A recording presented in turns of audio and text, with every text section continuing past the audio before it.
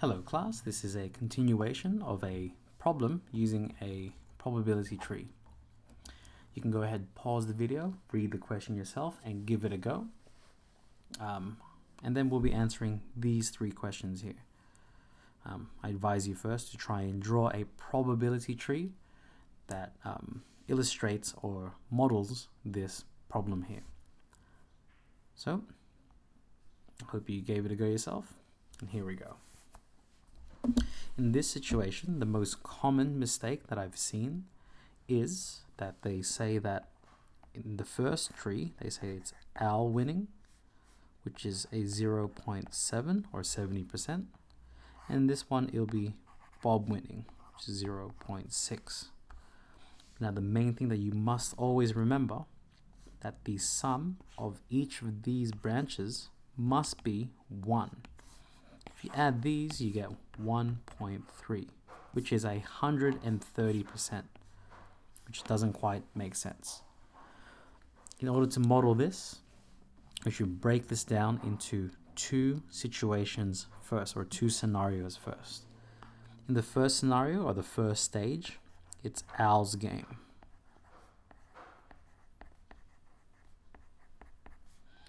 And in Al's game, either Al wins or Al doesn't win, or he loses. It's A or not A.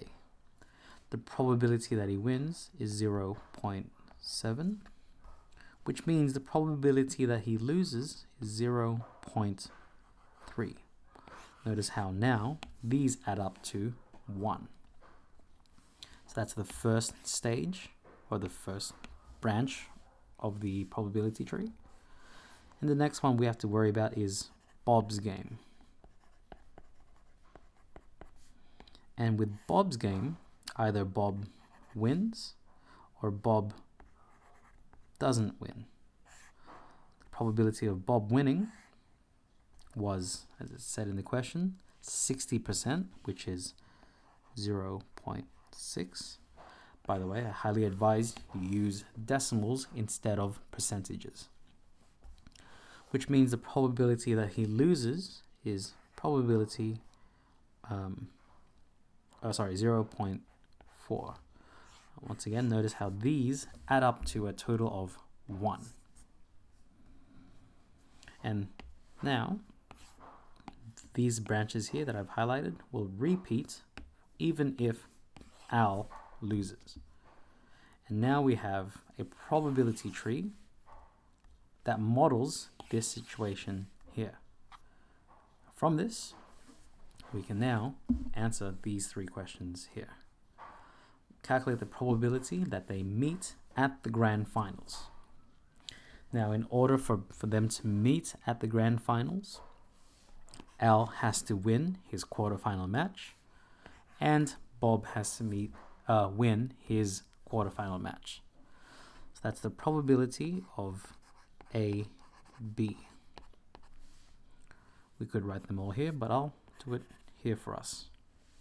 That's going to be 0.7 times 0.6.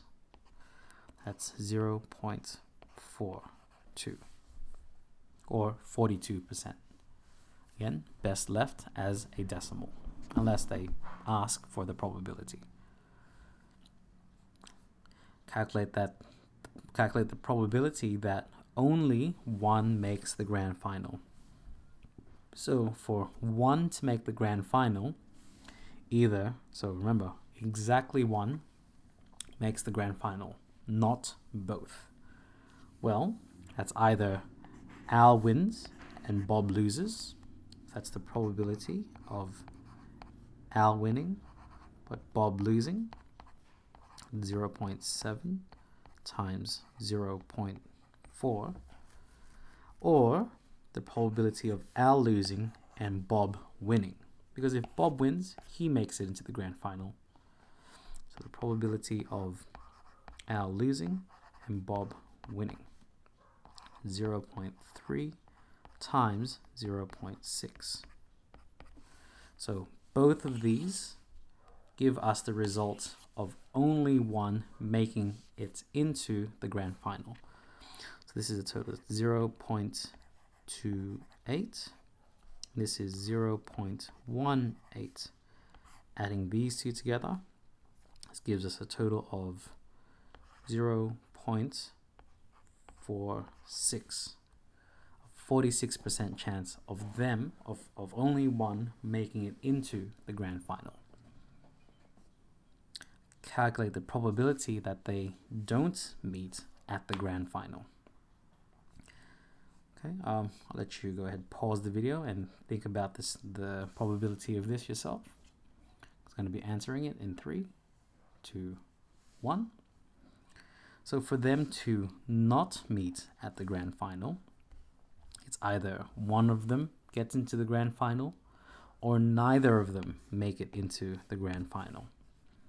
And I hope that last statement, in that last sentence I spoke, the probability of them not meeting at the grand final is the same as the probability, as 1 minus the probability that they do meet in the grand final. Because in this situation where they both win is the only scenario in this particular model where they do meet in the grand final. So 1 minus the probability that they do meet in the grand final, that's equal to 1 minus, we've already calculated here, 0.42. 1 minus 0.42 is 0.58. So a 58% chance that they do not meet at the grand final. So I hope that gave you an insight into how we might use a probability tree in such a worded example such as this. Hope to see you in the next video. Best of luck.